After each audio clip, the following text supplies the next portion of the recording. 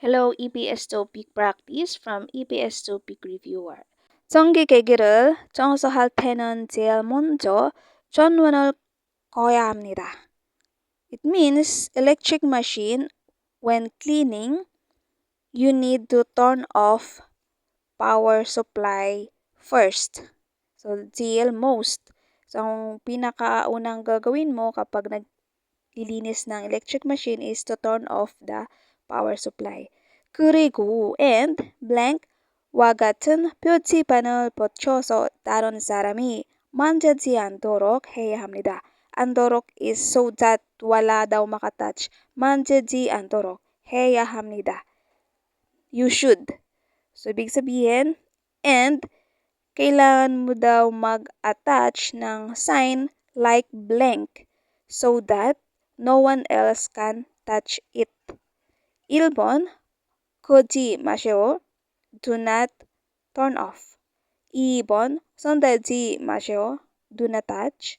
3번, 가다지 마세요. Do not lean on. 4번, 청소하지 마세요. Do not clean. So, ang pinakatamang sagot is do not touch. Yan po yung signage na kailangan mong ilagay or i-attach para hindi mahawakan ng iba kapag ikaw ay naglilinis ng electric machine. Correct answer is number 2.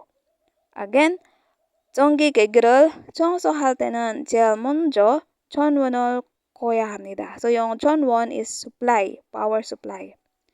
그리고 and wagaton such as wagaton or like 표지판을 yung sign 붙여서 is attach so that or attach so daron sarami para daw yung ibang tao 만지지 않도록 hindi mahawakan ng ibang tao. 그리고 손대지 마시오 와 같은 표지판을 붙여서 다른 사람이 만지지 않도록 해야 합니다.